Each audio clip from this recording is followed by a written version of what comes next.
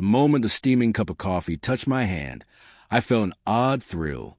My daughter-in-law smiled, her eyes sweet and innocent, the kind of smile that hides knives behind teeth. I had no idea then that her gesture, so ordinary, would set off a chain of events that changed everything. But the universe has a funny way of tipping the scales when someone tries to control your fate. It happened in the blur of that Monday morning rush. The meeting was critical. Board members, investors, all eyes on me. I needed to be sharp, precise, untouchable.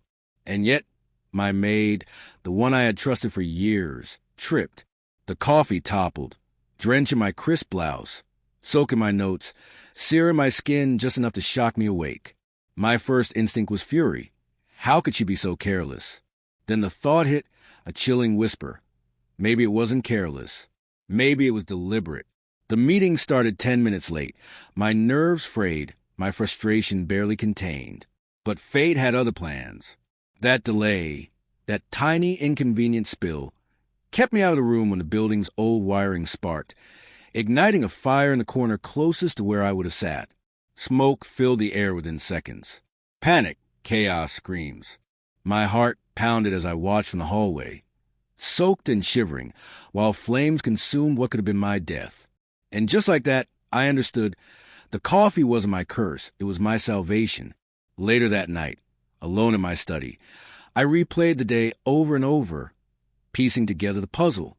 My daughter-in-law's smile, the one that seemed so innocent, now felt like a veil, hiding ambition, envy, maybe even fear.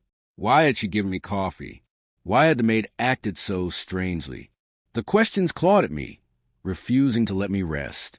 The answers came when I discovered her secret emails, the ones she thought I'd never find. Plans to sabotage my position at the company, alliances she'd forged, whispers in the ears of people who wanted me gone. She had tried to manipulate fate, but fate had other plans.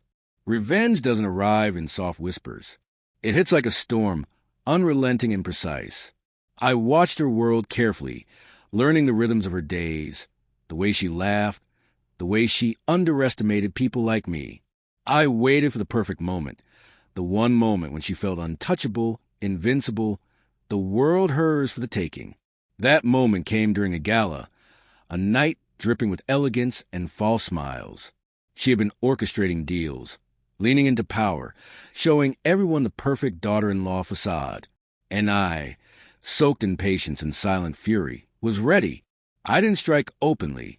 The thrill is in the subtlety. A leaked document here, a carefully worded email there, a shadow in the right place at the right time. I watched her stumble, her influence unraveling piece by piece. People she trusted began to doubt her, her carefully constructed empire collapsing quietly, invisibly, but entirely.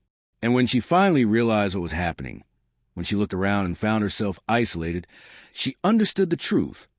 The spilled coffee had not been an accident.